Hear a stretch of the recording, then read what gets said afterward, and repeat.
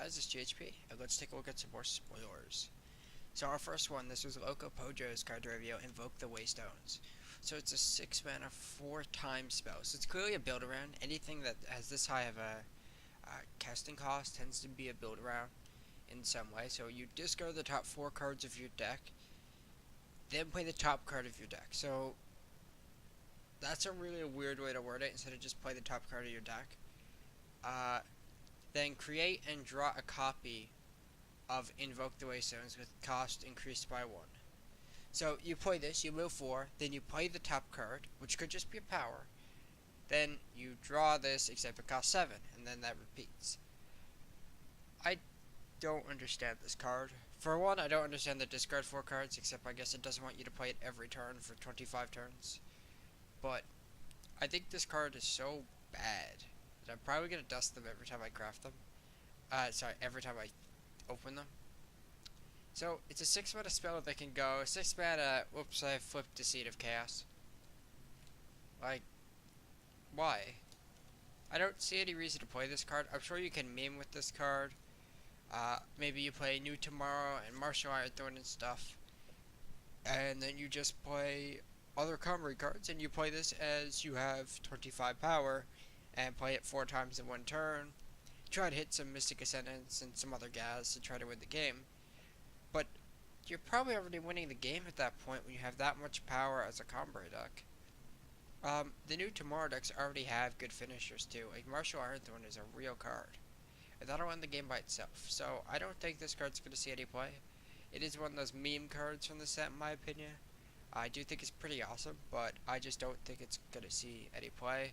From a competitive standpoint, words are hard. From a fun standpoint, this card will see play, because people always want to toy with cards like this, and that's fine. But I always look at these from a competitive standpoint. In that case, I don't think this card's good at all. Next one, which for some reason is way too small.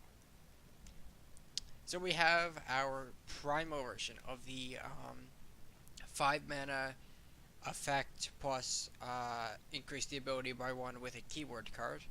So the primal one is about as good as the rest of the primal cards of the game. So it's a 5 mana 4/3 with Aegis. That's already really bad. Then it's hard to cast. The effect is when it attacks, draw a card, and then you can increase the ability by 1. I compare this card to Reliquary Raider, which is much easier to cast, has no Aegis, but can actually attack an Argent Point Instigator, for example, and does a Data Torch. I think this card is awful. I think this is one of those cards where they didn't want to make a card busted, because I will admit, attacking and drawing a card, and then attacking and drawing 2 cards, attacking and drawing 3 cards is very strong. But compared with the other power creep in this game, this card doesn't stand up. Its body sucks. Even if it has Aegis, whatever, it doesn't get to attacking anything. Like, I don't want to pay 5 mana to get blocked by, I don't know, Steward of the Past, and draw a card. That's not good. It also just dies to Runehammer, which is one of those contention points, I think, for a lot of cards. That without a real upside, I don't think, I think cards that just die to Runehammer with no effect often are bad. I think that's kind of just one of those points you should talk about. This also dies to, like, Mare's Favorite Torch, or anything like that as well, and gets blocked by Argent Point Instigator, and other, like, 2 and 3 drops. I just think makes this card way too bad. Sure, it can run away with a game, but so can, like, any repeatable source of anything. Like, there are so many cards in this game that can just run away with the game by themselves, but I don't think this stands up to any of them. And, like, let's say we're looking at what primal decks are there can play this. Fountain has other things it wants to do on 5, like Champion. Elijah Midrange just has cards like Sursa that are just better. Like, I don't think this card is gonna see any play. Sorry about that, guys. My throat feels a bit odd today after streaming for 6 hours.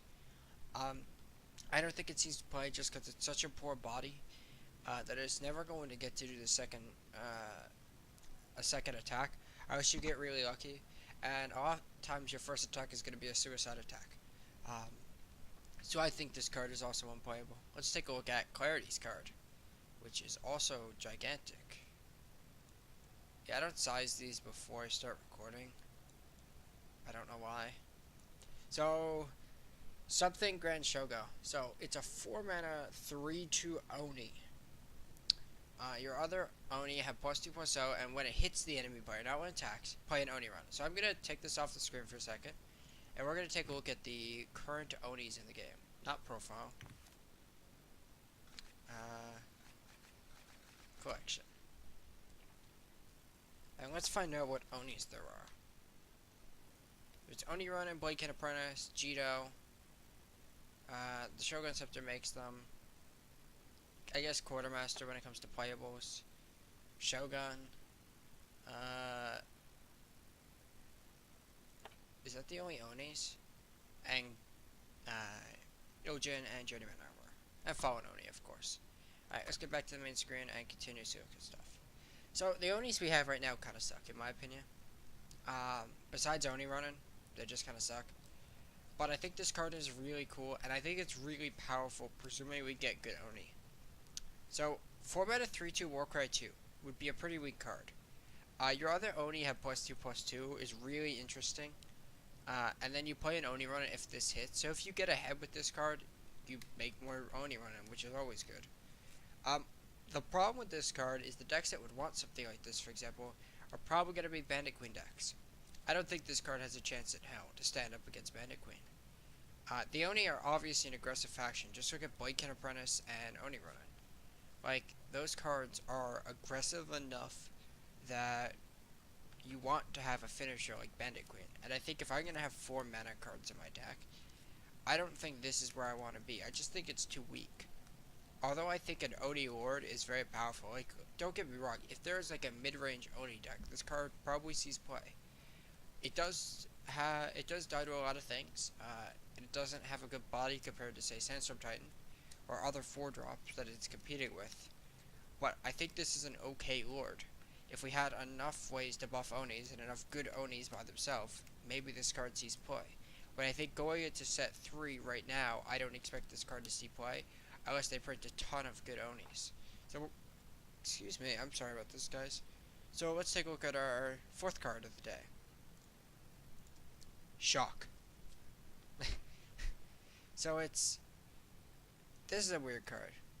So it's a 1 mana deal 2 damage at slow speed, but for each of your Yeti, you can pay 2 more power and exhaust it to deal 2 to an additional enemy.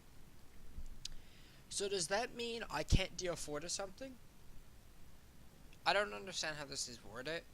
So, let's evaluate this twice then. So if it's the same, it can hit the same thing, then this card's bad because 2 damage is not very much. Piercing Shot doesn't see play right now. So on its worst day, it's pretty weak, although it is 1 mana, pop your Aegis, but so is Levitate, and Levitate draws you a card. Yes, you could tap 3 Yetis, or 2 Yetis, and play this, and have 5 power to kill a Sandstorm Titan. So it is a way that in specifically a Yeti tribal deck, you can kill bigger threats without having to play a Polymorph. But if this doesn't affect, if this can't hit the same target, I think this card sees 0 play because it doesn't do what any of the Yetis have issues with, which is cards like Sandstorm Titan. Just the bigger bodies of the world that don't get permafrosted because it's in Primal. And Yetis look to be a Skycrag thing, which means you don't have many good answers for endurance units. Unless it's, a torchable unit, but like Titan and Tavrod come to mind as cards that they really struggle to beat. I don't think this fixes any of the problems Yeti decks have, although I think it's a cool card. I think Yeti decks can do better, because they're already probably going to play 4 Torch for Permafrost, and then probably some number of Polymorph to try to get through damage and kill the big threats, plus Cinder Yeti. I don't see this card seeing any play, because it's just weaker than the other tools it has, and it requires so much extra input to make it actually kill something big. Presumably it actually works that way. So let's look at our last card of the day. So, for those of you who play Hearthstone, I would like you all to bow down to Kel'Thuzad. So, 8 mana, 6/5. So, one thing to note is it's a summon effect, or like Hearthstone's it was a persistent effect. So, the turn you play this, draw each unit that died this turn. They get flying and become Valkyrie. The problem with this card is you make an attack. Okay, let's just say you attack with your Sandstorm Titan and it dies. You make a bad attack.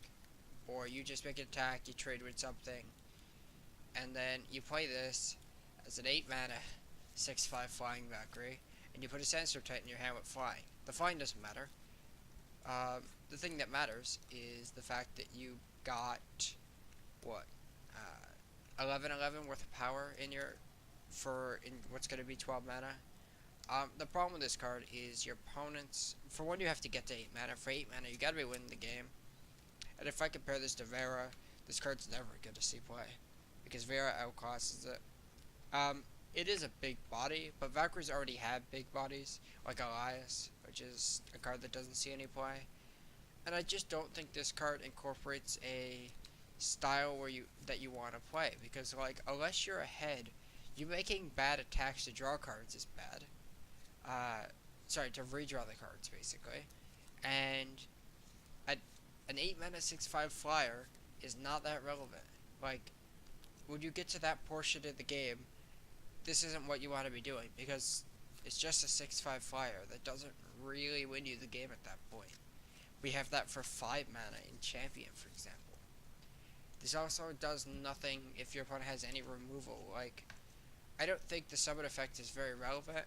And then if I look at it just from the body and the keywords, I don't think this card's very good. I think it's awesome. I like cards like this, but I just think they're too weak. I just don't think there's really any potential for this card, unless there's a way to break it that I'm not imagining. But like, when you get to this much mana, you gotta be looking at cards like Vera that just flat out win you the game. Even if I compare this to like Mystic Ascendant, which is like a 7-drop, Mystic Ascendant just outclasses this by a mile. Now, although Mystic Ascendant is a very good card, I just think this card gets outclassed by so many things and it doesn't have much of a summon effect at all. So those are the 5 cards I wanted to review today. I didn't get any spoilers today, which is kind of weird. But I want to say thank you guys for watching, and I'll see you with the next ones.